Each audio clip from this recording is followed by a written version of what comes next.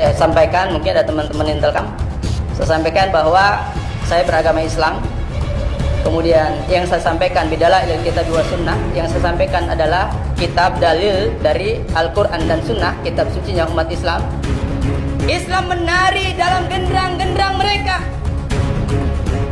Politik belah bambu, yang satu dipelihara, yang satu dimusnahkan, yang satu diangkat, yang satu dijatuhkan, yang satu dibiayai, yang satu dibinasakan, yang satu dikasih modal, yang satu didukung, yang satu disupport, yang satu dihancurkan, dibubarkan dan dibunuh. Merasa hebat, merasa paling benar, merasa paling NKRI. Ketika kami sadar bahwa kami tidak bersyukur pada Allah Subhanahu wa taala, lalu kami semua bertaubat dan kami bersatu, maka kalian dengan sendiri akan terusir dari bangsa ini. Al-jihadu sabiluna. Jihad di jalan Allah adalah jalan kami. Al-mautu fi sabilillah asma amanina. Mati di jalan Allah adalah cita-cita tertinggi kami. Resiko menyampaikan kebenaran ada 3, selalu saya sampaikan. Yang pertama, kalian akan ditangkap, kalian akan dipenjara. Yang kedua, kalian akan ditangkap kemudian diasingkan. Dan yang ketiga, kalian akan ditangkap, ditembak dan dibunuh. Ketika di Baghdad pada tahun 1258, ada seorang tamu mengatakan, aku atau saya adalah tamu di sini. Anda adalah tuan rumah. Silahkan ambil barang-barang Anda yang kalian cintai, yang cocok untuk saya, dan tinggalkan tempat ini. Ma'asyiral muslimin rahimakumullah. Yang berkata saat itu adalah Hulagu. Dia adalah cucu daripada Genghis Khan, yang pendiri kerajaan Mongol pada waktu itu. Kemudian anak muda tadi yang disuruh mengambil barang-barangnya dan disuruh pergi dari istananya adalah cucu keturunan dari Khalifah Abbasiyah, dari dinasti Abbasiyah. Jadi kekhalifahan terakhir pada waktu itu sangat tragis. Kemudian Hulagu dengan gagahnya menghabiskan semua masjid-masjid yang dibangun telah berabad-abad. Jadi dari abad ke-3 sampai abad ke-7 itu bangunan di Baghdad sangat luar biasa. Maka masjid-masjid megah, masjid-masjid indah, masjid-masjid besar dihancurkan rata dengan tanah. Kemudian perpustakaan-perpustakaan, kita tahu bagaimana di situ ada Ibnu Sina, bagaimana di situ ada yang ahli aljabar, matematik, ahli antariksa, antibiologi, ahli oceanologi, semua ahli ada di situ, ahli nuklir dan lain sebagainya. Maka dihancurkan keilmuan pada waktu itu. Sungai Tigris hitam karena tinta-tinta daripada kitab-kitab umat Islam, daripada keilmuan umat Islam pada waktu itu menghitam.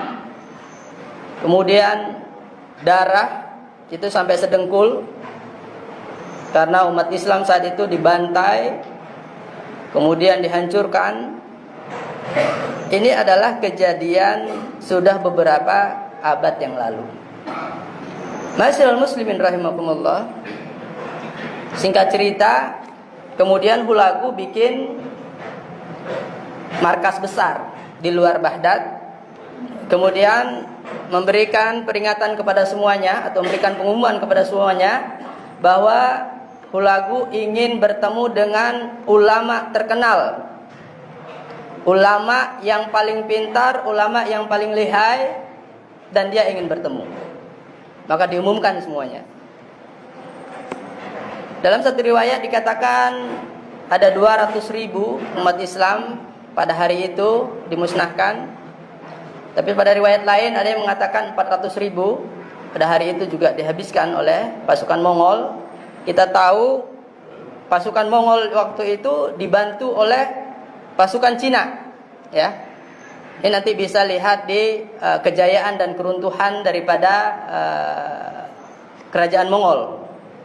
Nah, kemudian Singkat cerita, ketika diumumkan bahwa Hulagu ingin bertemu seorang ulama atau satu ulama yang mahir, yang jago, yang lihai, tapi karena kebengisannya, karena galaknya si Hulagu, maka tidak ada satu ulama pun yang berani untuk menghadiri undangan Hulagu. Di tengah-tengah kegentingan itu, maka ada seorang anak muda yang jenggotnya saja belum tumbuh, anak muda, guru madrasah. Kemudian dia mengatakan, saya siap memenuhi daripada undangan Raja Hulagu. Kemudian orang-orang pada khawatir, apa yang mengakibatkan dia berkeinginan ketemu dengan Hulagu. Kemudian anak muda itu berkata, ya, saya sangat penasaran dan tertantang dengan apa yang diinginkan oleh Hulagu. Raja bengis, raja tega, raja sadis, pembantai, pembunuh, yakni Hulagu tadi. Maka anak muda itu berangkat. Sebelum berangkat, anak muda itu bawa seekor unta yang besar, kemudian bawa seekor kambing, kemudian bawa seekor ayam. Berangkatlah dia ke markas besarnya Hulagu. Kemudian bersampailah di hadapan Hulagu. Hulagu kaget, heran. Kemudian dia perhatikan dari atas rambut sampai ujung kakinya. Kemudian dia bertanya, hanya dapat seorang ini mencari ulama di Baghdad yang terkenal dengan berbagai keilmuannya. Mendengar ucapan itu, kemudian anak muda itu berkata, wahai Tuan, kalau Tuan mau ketemu yang lebih besar dari saya, di luar ada onta. Kalau Tuan yang bertemu dengan yang berjenggot, di luar ada kambing. Kemudian kalau Tuan mau bertemu dengan yang bersuara lantang, di luar ada ayam. Tuan bisa mau ketemu di Baghdad ini dengan yang model apa saja. Mendengar ucapan itu, maka Hulagu tercengang dan kaget. Dan dalam hatinya berkata bahwa anak muda ini bukan orang sembarangan. Kemudian Hulagu bertanya, ada dua pertanyaan saya kepada Anda, wahai anak muda. Yang pertama, apa yang menyebabkan kami, saya sedikit mencari bahasa agar mungkin tidak kena bahasa hukum, tapi saya sampaikan, mungkin ada teman-teman Intelkam, saya sampaikan bahwa saya beragama Islam.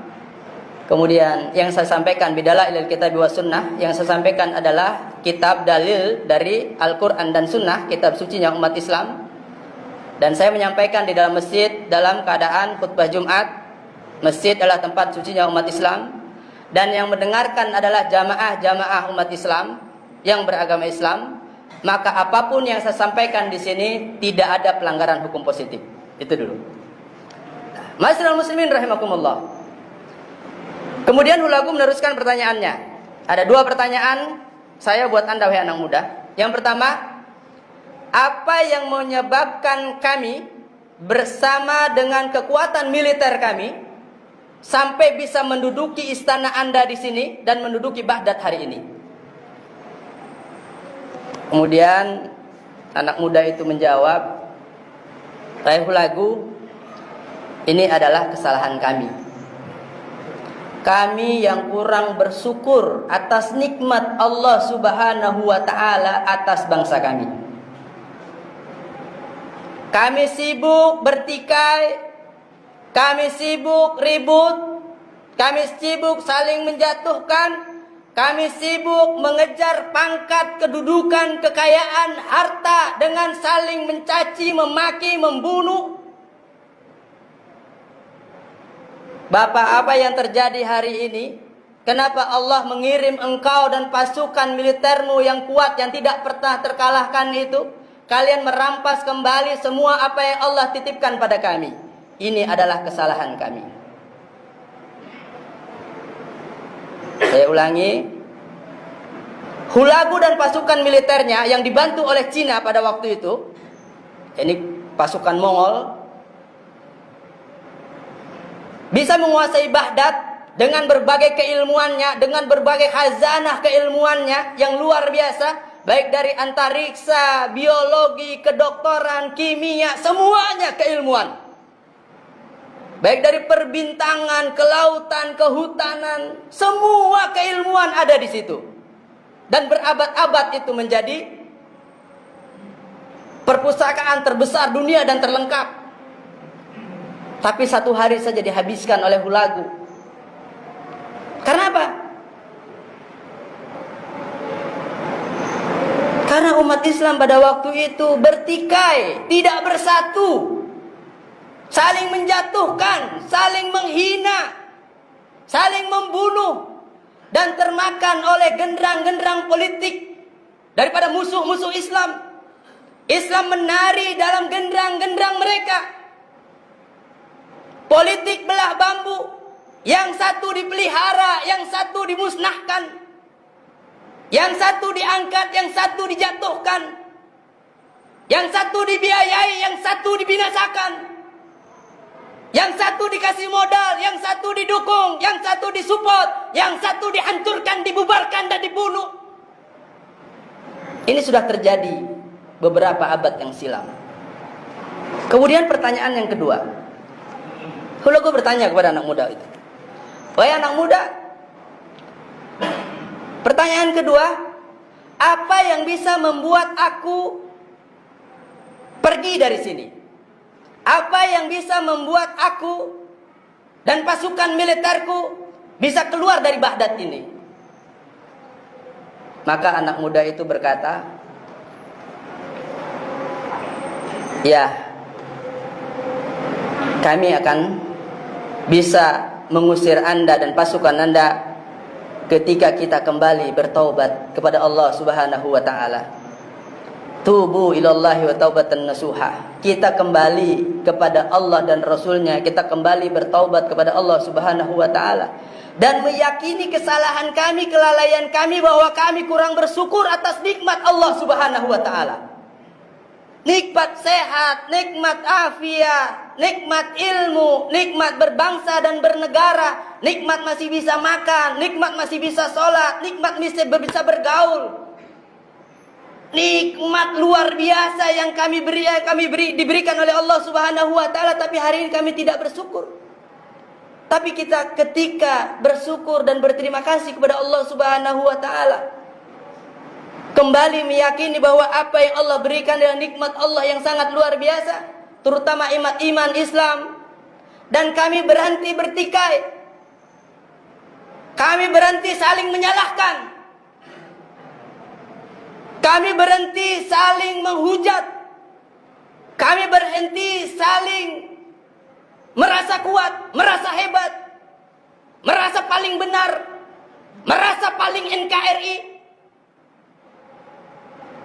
Ketika kami sadar bahwa kami tidak bersyukur kepada Allah Subhanahu wa taala, lalu kami semua bertaubat dan kami bersatu, maka kalian dengan sendiri akan terusir dari bangsa ini. Ma'asyiral muslimin rahimakumullah. Dari dua cerita ini, maka bagi pelajar, bagi aktivis, bagi mahasiswa, bagi guru, bagi laki-laki, bagi suami, bagi orang tua, maka jangan lari daripada Al-Quran dan Sunnah. Jangan pernah lari daripada Al-Quran dan Sunnah. Jangan pernah lari daripada kitabullah wa sunnatu Rasulullah sallallahu alaihi wasallam. Kenapa? Rasulullah mengingatkan kepada kita, aku tinggalkan dua wasiat. Apabila kalian pegang itu atau kalian gigit dengan gigi gerahammu, maka kalian akan selamat. Apa itu? Kitabullah wa sunnatu Rasulullah sallallahu alaihi wasallam. Ma'asyiral muslimin rahimakumullah. Berkaca dari kisah itu, kemudian kita melihat keadaan kita hari ini. Apa yang kita lihat, apa yang kita dengar, apa yang kita rasakan di lingkungan kita, hendaklah kita gunakan kacamata Al-Quran dan Sunnah untuk melihat keadaan ini. Contoh, kita miris hari ini. Kenapa vaksin dijadikan alat ukur untuk orang makan di warteg? Vaksin dijadikan alat ukur untuk orang mengurus administrasi di kelurahan. Vaksin bukan alat administrasi bernegara. Vaksin itu boleh iya, boleh tidak. Tidak ada pemaksaan kepada warga negara Indonesia atas vaksin yang akan dilakukan. Kalau orang punya gejala jantung, ginjal, punya penyakit bawaan, sudah tua, tapi karena dia tidak banyak ilmu, dia orang awam, dia tidak cukup ilmu, dia tidak sadar bahwa dia dalam keadaan sakit, kemudian dipaksa untuk divaksin, kemudian banyak yang mati. Masyaallah muslimin rahimakumullah. Terus kita tentang vaksin? Enggak. Silahkan vaksin, tapi dengan cara-cara yang benar. Tapi kemudian tidak boleh pemerintah, tidak boleh negara memaksakan vaksin kepada orang, terutama kepada rakyat yang tidak mau divaksin, terutama kepada umat Islam. Masyaallah muslimin rahimakumullah. Lalu ada yang mengatakan, kalau kita melawan vaksin nanti ditangkap, nanti dipenjara, nanti ditembak, nanti dibunuh. Ya masyarakat syabab, wahai para pemuda, ishad bi anna muslim. Saksikan bahwa kita adalah generasi muda yang berserah diri kepada Allah Subhanahu wa taala. Al-jihadu sabiluna. Jihad di jalan Allah adalah jalan kami. Al-mautu fi sabilillah asma amanina. Mati di jalan Allah adalah cita-cita tertinggi kami.